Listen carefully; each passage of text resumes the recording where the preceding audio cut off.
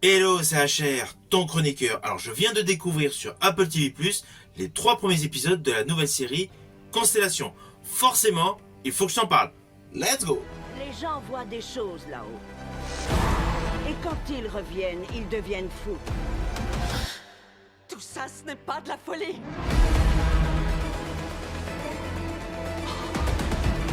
Il faut que tu m'aides.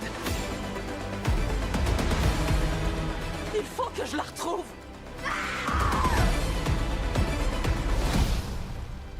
Tu trouves que je suis toujours la même?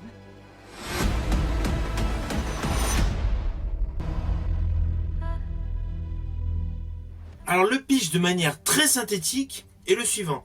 Nous avons donc une astronaute interprétée par Noomi Rapace qui revient sur Terre à la suite d'une mission. Et là, on ne sait pas pourquoi, des passages de sa vie semblent totalement morcelés. Oui, je vous l'ai fait de manière extrêmement simple. Mais sur le fond, c'est le pitch de base de cette série. Alors la scène d'ouverture de cette série est totalement tonitruante. Nous découvrons donc l'actrice Noomi Rapace avec sa fille dans une voiture au cœur d'un blizzard. Et parallèlement, nous avons un flash et nous la retrouvons dans la station orbitale ISS.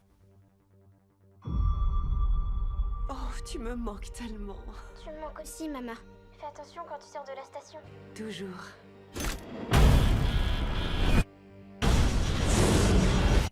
Ah oui, vous allez voir dans cette série, au fil des 3 premiers épisodes que j'ai pu vous découvrir, il y a de nombreux flashbacks. Nous avons des sortes de va-et-vient entre ceux qui se déroulent sur Terre et ceux qui se déroulent dans l'espace. Principalement, le début de cette série se déroule dans la station spatiale ISS jusqu'à un terrible accident. Alors oui, si vous n'avez pas vu la série, il vaut mieux revenir sur ma vidéo après avoir vu les 3 épisodes, car je vais vous parler des 3 épisodes à la suite. Alors si vous avez vu que le premier épisode, vous arrêtez à mon explication du premier épisode, sinon ainsi de suite, vous allez donc jusqu'à la fin de mon explication. Alors l'incident du début est criant de vérité, il y a un réalisme fou.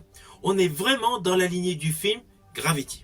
Vous me recevez? Oui, je m'en sors. Je suis détachée.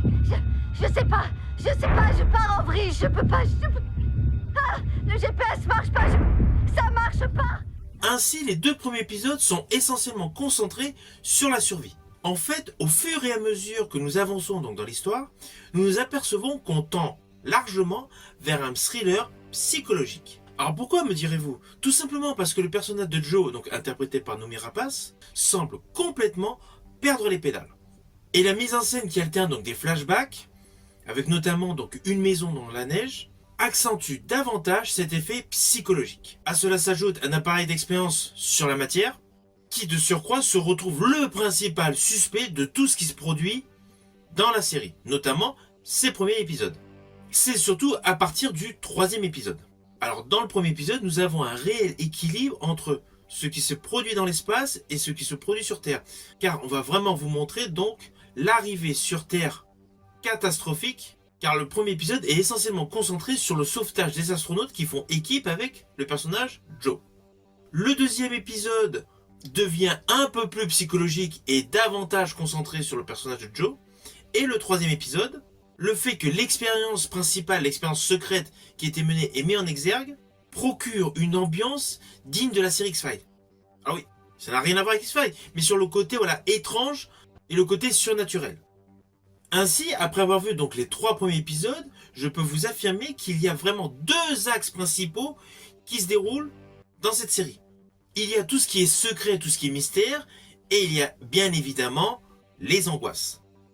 Ainsi, la série va jouer sur différents thèmes. Vous allez avoir donc des arcs narratifs qui vont être la résultante donc d'hallucinations, on va dire de voyage dans le temps, parce qu'il y a de nombreux flashbacks, et une impression de schizophrénie. Et comme cette série n'est pas tournée à tambour battant, nous avons une réalisation assez classique, mais les plans séquences très souvent traînent en longueur. De ce fait, on a un style assez lent, ce qui confère à cette série plus de réalisme et surtout une montée d'angoisse, un côté très anxiogène. Et le principal atout de ce montage donc submersif, c'est qu'en fait, nous n'avons pas de réelle réponse. Beaucoup de questions émergent au fur et à mesure des 3 premiers épisodes, sans vraiment trouver réponse. Alors même si cette série fait étonnamment écho au film Gravity, avec Sandra Bullock et George Clooney, Cette série l'orne, on va pas se mentir, vers le surnaturel. Il y a de nombreux éléments qui la rendent palpitante, mais du registre du surnaturel. Chaque plan est extrêmement soigné, il y a un véritable esthétisme qui se dégage au fur et à mesure du déroulé de l'histoire, et le casting de cette série est superbe. Avec bien évidemment en figure de proue Noomi Rapace. Noomi Rapace qui a une très belle carrière derrière elle, mais qui dans le registre de la science-fiction et de l'anticipation avait déjà mis un pied.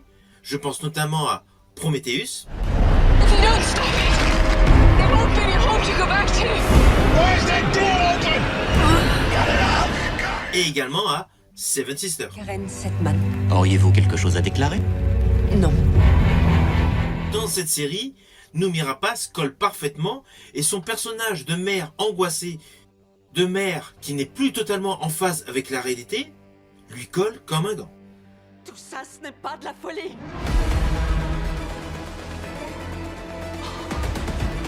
Il faut que tu m'aides. Il faut que je la retrouve.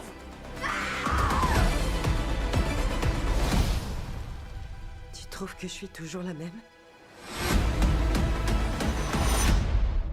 J'ai pas l'impression que tu sois vraiment ma mère.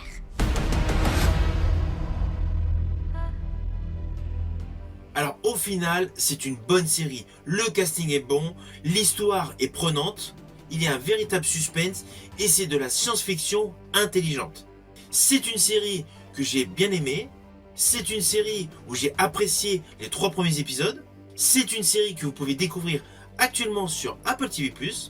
Quant à moi, je te dis à bientôt pour une prochaine vidéo.